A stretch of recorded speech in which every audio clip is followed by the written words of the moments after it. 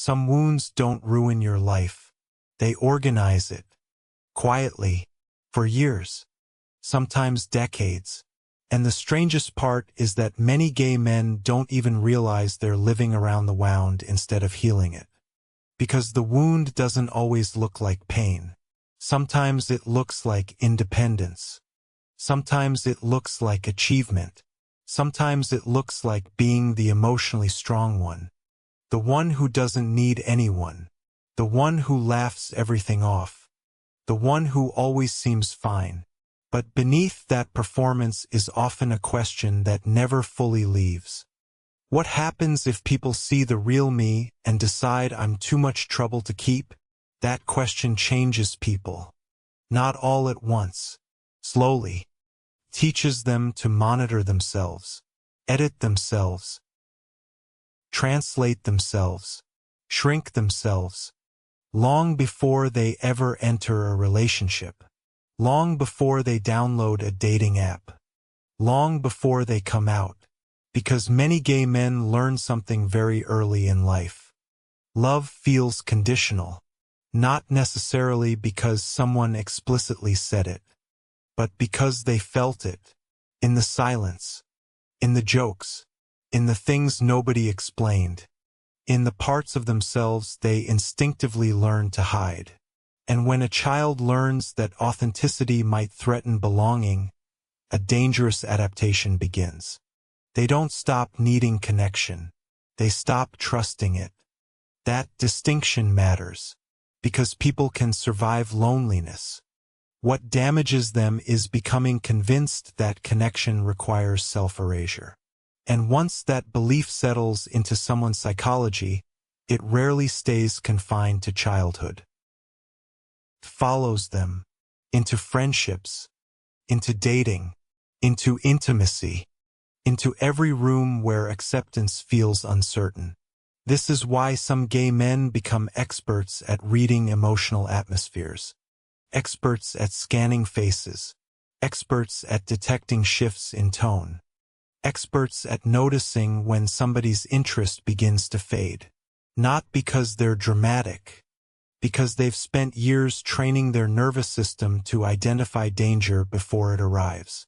The problem is that eventually everything starts looking like danger. A delayed text, a shorter conversation, a distracted partner, a friend becoming distant, a date who suddenly seems less enthusiastic.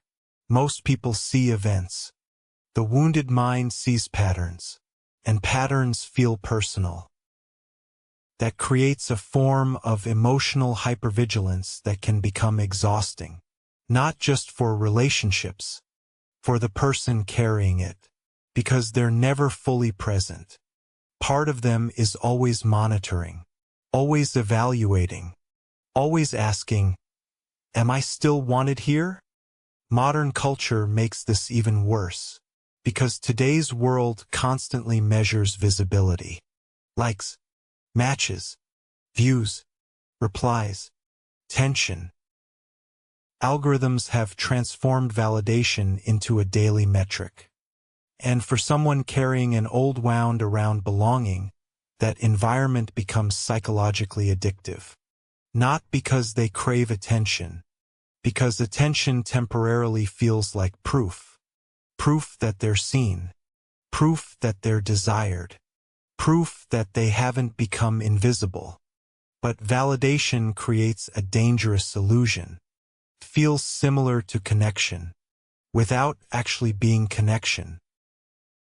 And many people spend years confusing the two. Being desired is not the same as being understood. Being chosen is not the same as being known. Being visible is not the same as being safe.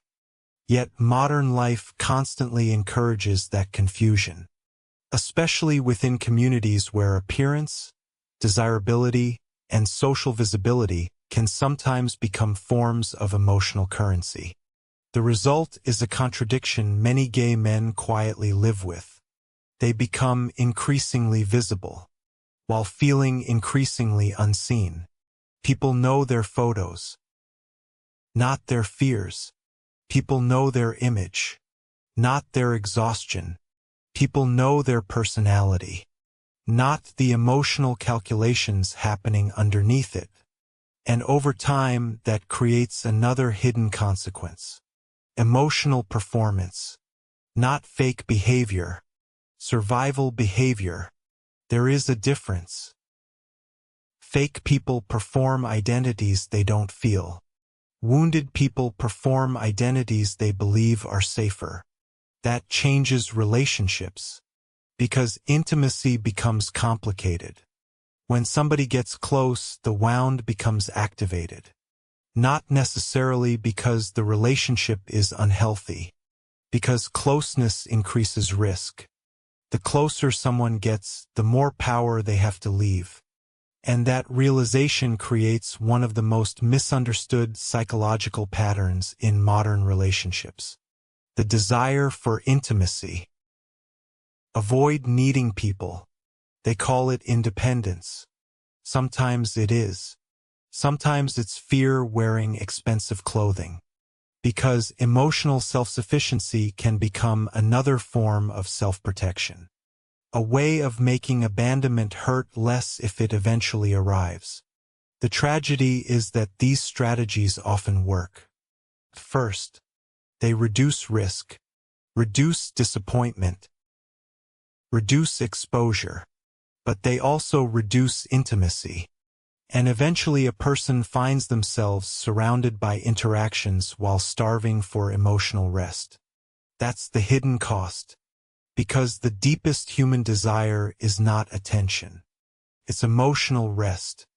The feeling that you no longer need to manage how you're being perceived. The feeling that you can stop performing. Stop monitoring. Stop translating. Stop editing. Just exist. Many people have never experienced that consistently, which is why they become exhausted without understanding why. They're carrying an invisible workload, a constant psychological calculation. How am I coming across? Did I say too much? Did I say too little? Do they still like me? Am I becoming annoying? Am I becoming replaceable? Modern dating amplifies these fears, because dating apps create endless comparisons, endless alternatives, endless reminders that somebody else is always one swipe away. That environment doesn't simply affect behavior. It affects identity. People start evaluating themselves like products, optimizing profiles, optimizing photos, optimizing personalities, optimizing desirability, and eventually some begin treating themselves as projects instead of people. That creates a painful form of self-alienation, because when your value feels dependent on continuous optimization, rest becomes impossible. You never arrive. You only improve. And improvement never ends. The wound stays hungry, waiting for enough validation to finally feel secure. But security rarely comes from accumulation. Because the original wound was never about attention. It was about belonging. And belonging operates differently. Belonging does not ask you to earn your existence. Belonging does not require constant proof. Belonging does not disappear every time somebody becomes disappointed. Yet many wounded people unconsciously expect exactly that. Which is why rejection can feel disproportionately devastating. The event itself hurts, but what it awakens hurts more. Old fears, old conclusions, old stories, stories that were never fully challenged, stories that quietly whisper, "See, you were right to hide." And every time those stories win, the wound becomes deeper. Not because rejection happened, because self-erasure follows it. That is the real danger. Not heartbreak, self-abandonment, not loss, identity erosion, not rejection, The gradual belief that being fully known is somehow incompatible with being fully loved. Many people spend years carrying that belief without noticing it. Years trying to become acceptable. Years trying to become easier. Years trying to become less complicated, less emotional, less demanding, less visible, less themselves, until one day they realize something unsettling. The wound was never asking them to become better. It was asking them to disappear. Quietly, incrementally, in ways that looked reasonable.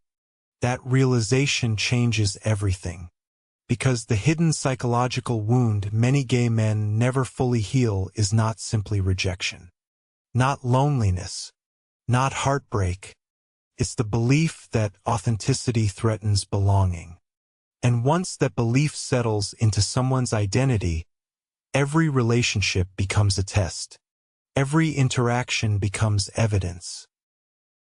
Every silence becomes a verdict, until they finally see the truth. The wound was never protecting them from abandonment. It was teaching them to abandon themselves first. And that is why it survives for so long. Because it disguises itself as safety, when it is actually isolation. It disguises itself as strength, when it is often fear. It disguises itself as independence, when it is frequently grief. The grief of never feeling completely safe to exist without explanation. And maybe that's the darkest realization of all. Some people spend years searching for someone who will finally choose them, while never noticing that they've spent those same years quietly unchoosing themselves, over and over again, without realizing it, until the wound becomes invisible, not because it healed, because it became part of who they thought they were.